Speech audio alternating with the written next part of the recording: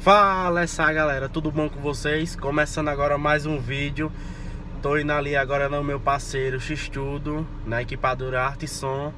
Se liga. Galera, no próximo vídeo eu vou falar sobre o sorteio, viu? Tamo junto. Tamo junto, pessoal.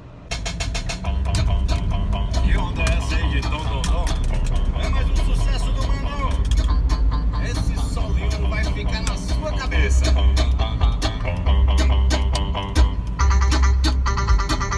Arrastei ela pro quarto, começou a cachorrada. Chamei ela pro canto, ela chegando já aqui no brother. Ela gamou e me... Ai, o boys não. Olha o nosso patrão aqui, ó.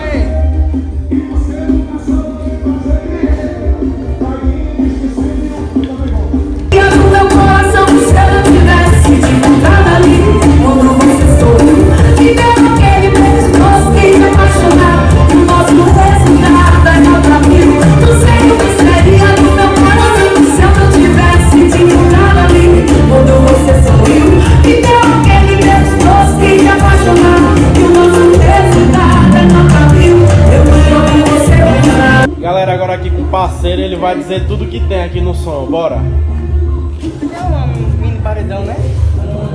6 conectão 405, 6405, JBL, 4 Twitter ST400, tem 610 de 310H da Eros, por módulo aqui, ó, HD 8000, 2 5660 JBL, puxando, HD 8000 para 5660 JBL, a fontezinha top de linha da estante de som, 200 amperes, crossoverzinho PX2, 2 central, uma para o LED do rack do letreiro, a outra central para os flashes, tá ligado, no modelo escada, e a central digital.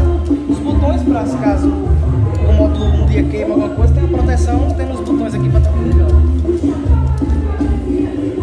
HD 3000 puxando as 310, as 610 no caso, o TS800 puxando os 6 corretão, sendo ligado 4 corretão em 2 canais, 2 ohms, ligado 2 corretão em grid, 2 canais sendo 4 ohms, e o TS400 puxando os 4 Twitter ST400.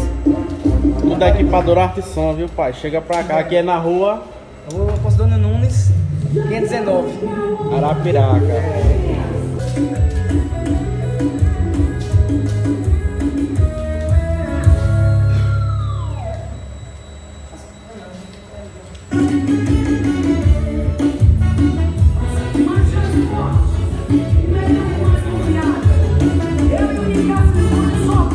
Tá sentindo sobre o ombro, assim, de água, mas você é